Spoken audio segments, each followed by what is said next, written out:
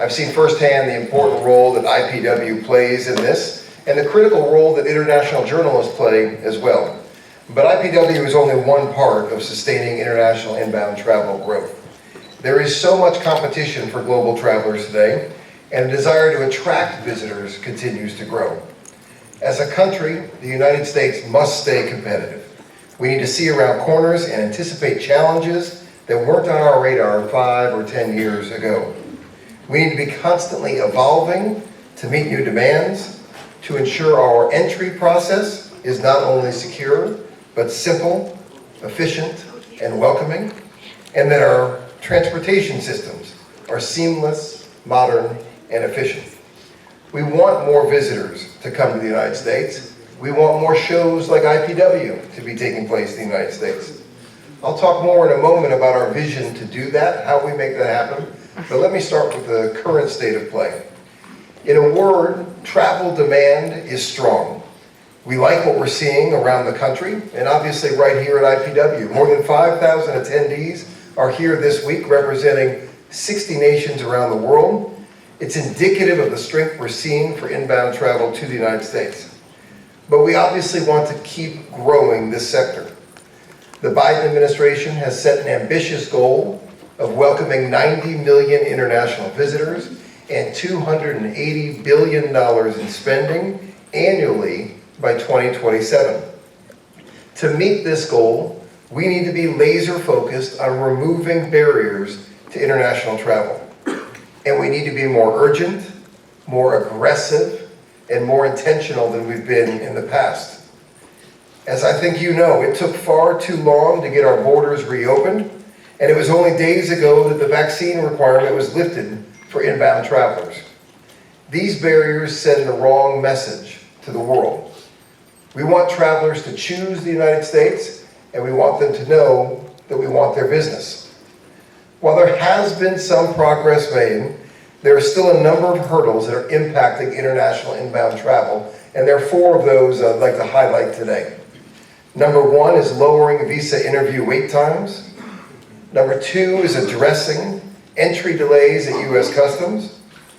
Number 3, improving our air travel experience. And finally, increasing our global competitiveness.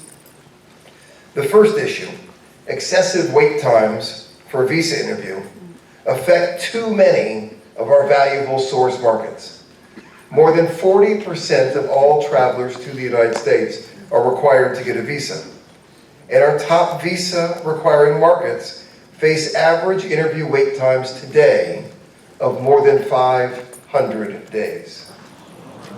Simply unacceptable.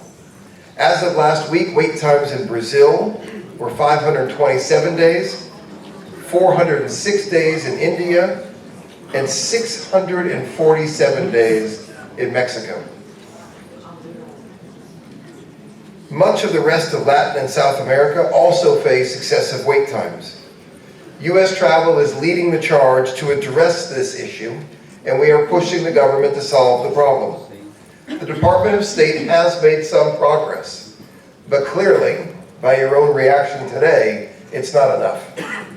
Legislation aimed at lowering wait times will soon be introduced in the U.S. Congress. It's a step in the right direction, but we need the Biden administration to focus, because travelers are not going to wait 500, 600 days to get a visa to travel here. To communicate the toll of these challenges, U.S. Travel launched an initiative called They Wait, We Lose. We created a website, usvisadelays.com, and asked international travelers and U.S. businesses to share how wait times were affecting them. For those of you in countries facing long interview wait times, we encourage you to highlight this tool so travelers can continue to share their stories. When they share their stories, we share them with government leaders. The wait times today are keeping families apart, visitors away, and hurting the American economy. We appreciate your help in highlighting this situation. Another critical issue that requires government focus is customs wait times. They're inconsistent and too often too long. Last month, international visitors at our top U.S. airports frequently experience average wait times of more than 1 hour.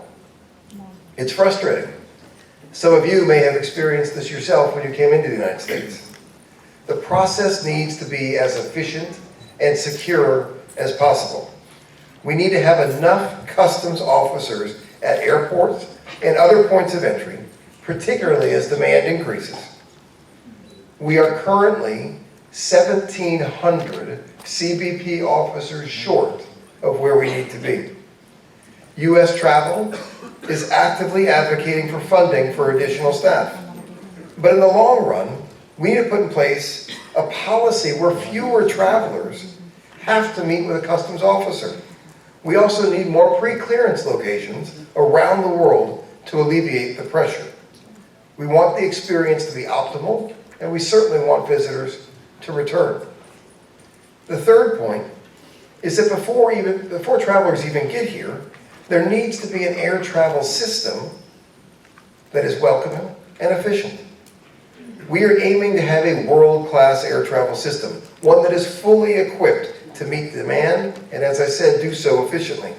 We're working hard to make that happen. In fact, U.S. Travel is engaged right now with transportation and security experts to create a 10-year vision for our air travel system, a system that is seamless, secure, and modern. 3 strategies we're pursuing in this initiative. One is increasing Trusted Traveler Program participation. 2, expanding biometric technology at screening checkpoints. More than 50% of all American travelers say that they are willing to share more biometric information in exchange for a better travel experience. And third, as I mentioned, doubling the list of pre-clearance locations around the world, eliminating the need for thousands of international arrivals to go through customs when they land in the U.S. Finally, we are mindful that travel is a highly competitive industry. We see what other countries are doing to attract travelers, and clearly the U.S. must do the same. A significant recent development is the creation of the Assistant Secretary for Travel and Tourism within the Department of Commerce. This new position should put the U.S. on par with every other G20 nation that has a Minister of Tourism. The United States has never had such a high-level Senate-confirmed official tasked solely with developing and coordinating a national travel strategy. This is crucial for helping us to compete for visitors and large international meetings and events. Congress is still working on the funding for this program, but we know that this is a win for the industry, and this is a win for travelers around the world. We've made a lot of progress in building back international travel since the world shut down a little over 3 years ago. But there is so much more potential to grow this sector over the coming years, to build an industry that works more seamlessly, and to improve and modernize our systems. We must remain fiercely competitive in an ever more competitive travel environment. At U.S. Travel, we have a clear vision. We're putting that vision into action, and we're confident that it will help the United States attract more visitors. We appreciate all that you do to highlight the many opportunities that are available in the United States, and we look forward to continuing to work with you. And we look forward to seeing you next year in Los Angeles for the 55th IPW. I'd be happy to take a couple questions. Yeah. One second. Where is Greg here? Greg or Kathy? I'm going to have this. Hi, this is Marília from Brazil. One question, one thing I was going to question, you already mentioned, is about the waiting to have a visa. Me, myself, I had a problem. I almost couldn't come because of my visa. So I wonder if you have something else to say about the waiting problem, specifically in Brazil, but around the world. Yes, the visa wait time situation is untenable. The Department of State joined us here at IPW this week. They met with industry leaders to learn more about the problems, and they promised those leaders that they are addressing this situation. They have acknowledged the problem. They have acknowledged the importance of solving the problem. We're pleased to see that. They have made some progress in some markets around the world. In India, for example, they've cut wait times in half. Unfortunately, that meant going from 700 days to 350 days. That was supposed to be funny. Progress nonetheless, right? So we will continue to work with our government partners to address this. But as I said, the situation is untenable. We have challenged the State Department to get wait times down to under 30 days at every U.S. consulate around the world. That is what we believe is acceptable, and we will continue to remain focused on achieving that goal.